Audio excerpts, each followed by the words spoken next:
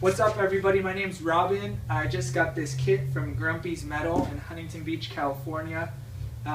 They're previously VWsunroofs.com, and they sell the VW kit to turn your standard bus or deluxe bus into a 21 or 23 window. Here's a layout of everything that came in the box. This is the Grumpy's Metal kit if you're installing the outside windows. Ordinarily they punch them out at the shop, but if they don't punch them out, this is what you get.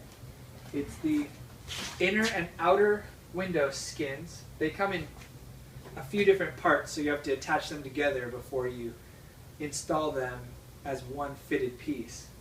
There's the outer pieces, which is the 4 windows on each side, and the whole sunroof mechanism. This sunroof mechanism is really well made and has the original bows, the whole mechanism, and it looks exactly like the normal 21 windows that I've installed in 23 window bus mechanisms. It's just new. It comes with all the hardware. So I've got the handle, I've got the Delron plastic slides. Comes with the inner and outer channels. So this is the inner skin that gets welded to the top of the car. These are the rails, those polished aluminum rails, really nice finish, and they go inside the channel of the sunroof. That's what it slides on. So it should be pretty easy to install. I've never done it before, but we're going to try it on camera and see how it goes. This is my standard bus that I just got on Craigslist here. It's pretty beat up. Got lots of things to fix. Wheel wells are cut. Obviously it's a hardtop 11 window, and it's in pretty rough shape, but I'm gonna have a good time with it. So this wasn't originally a deluxe, obviously.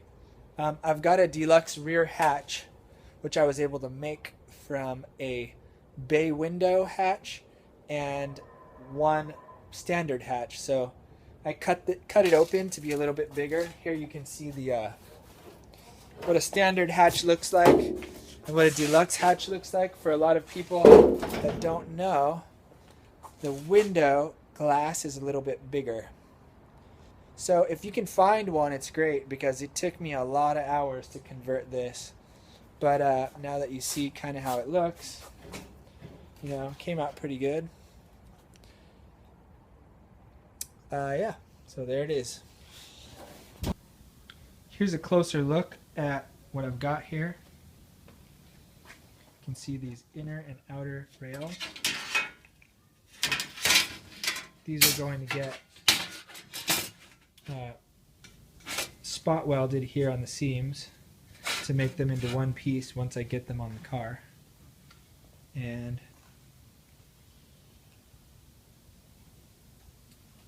it has registration marks, so hopefully I'll be able to take that hole, line it up with that hole with a cleco or a rivet, and put this whole thing where it needs to be before I weld it into the car.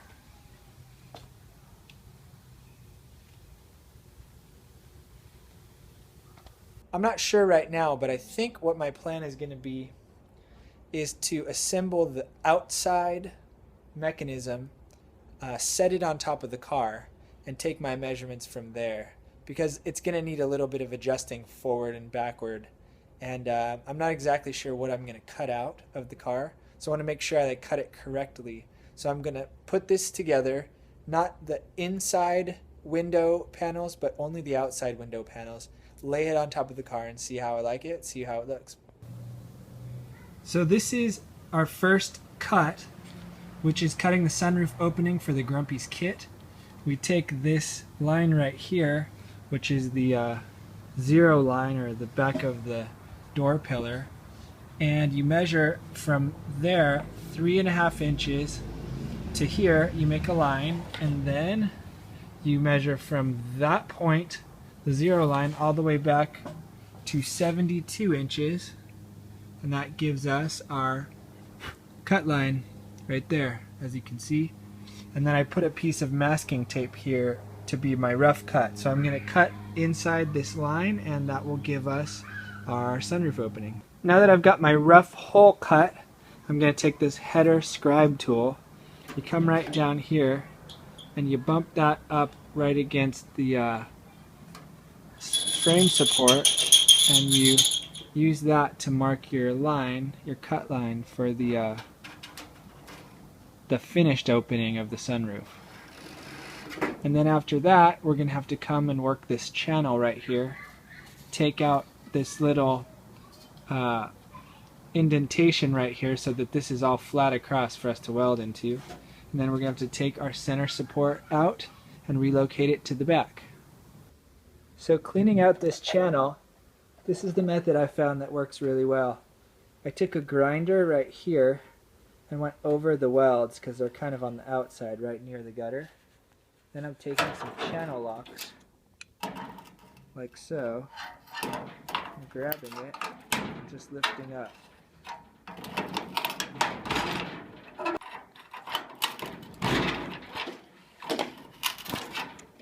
You can see it came off in a line, leaving just a row of spot welds for me to grind down. Then when you get this finished channel, that's what you set your sunroof top into. So now that I've got the channel all cleared out, it should look like this when you're done. And I just used a wire brush on a grinder to clean up all of these little rust spots and get it nice and clear. And then this first front piece just slides in and sits right there in the gutter. Next up is this cross member, and I'm peeling the roof away from it like sardines. And then we're going to make a couple cuts so that it fits in the radius of the rooftop to support the back.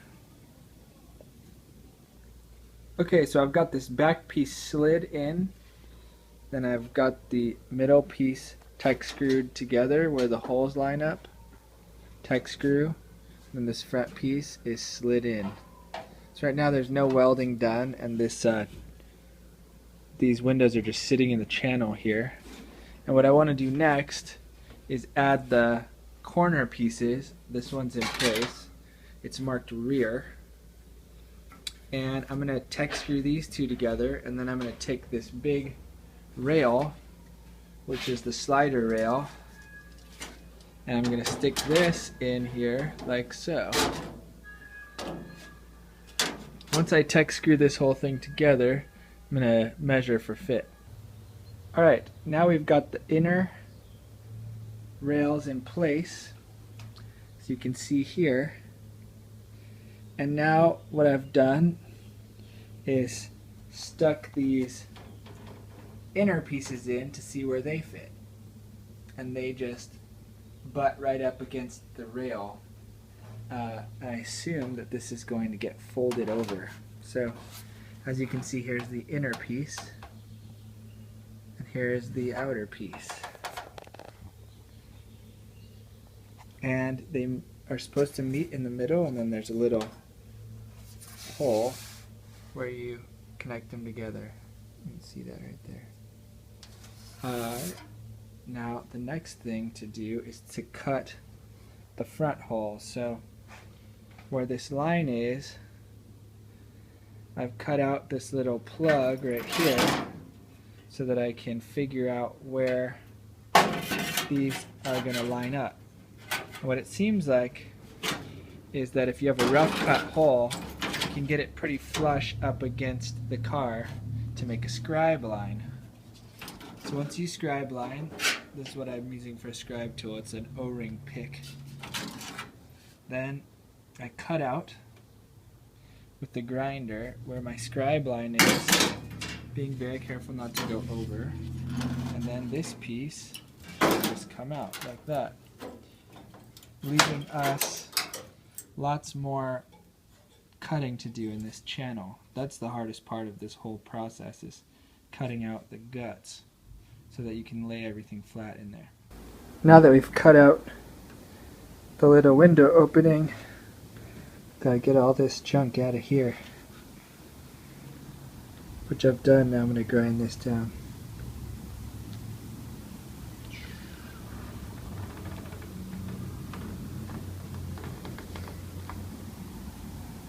Alright, so I've got these top panels all set up in place, and I was able to put self-tap screws to hold the inner and outer panel together.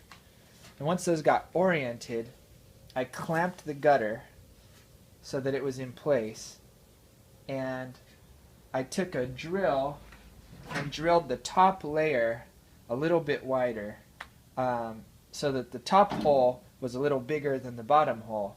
So when I spot weld, the spot welds grab the bottom and fill really well, as you can kind of see in this gutter. And then once the bottom was set in place, I put self-tap screws all along the top. And then what I did was, once I had the holes, I took every other self-tap screw out, and I drilled the top hole a little bigger again, and then welded in between each screw, leaving every other screw. And then I went back and took those screws out and filled them in. So now I have spot welds all the way across, which I'm going to have to grind down with a flap wheel. So these are my spot welds between the window pieces, and then these are my self-tap screws. And this is kind of what the finished non-sanded product looks like. After I got all of those spot welds done, I filled in the inner gutter spot welds, and what I ended up doing on some of them is just drilling in between here and doing another set of spot welds just to be extra sure that it's going to all hold together. I did it on the other side. This side's not done yet. Next up, I got my Harbor Freight 110 spot welder. Tried it for the first time. Right here, as you can see, these are my spot welds. They work pretty well. I would say it's a pretty good system. I still kind of prefer drilling and filling with a MIG welder, but this is what John said to do, so I did it. So that's the Grumpy's Metal Kit, mostly installed, welded together, grinded down. It's not perfect, but it wasn't too hard to do. I think anybody can do it at home, and thanks for watching. Hopefully you guys have a good time installing it yourselves.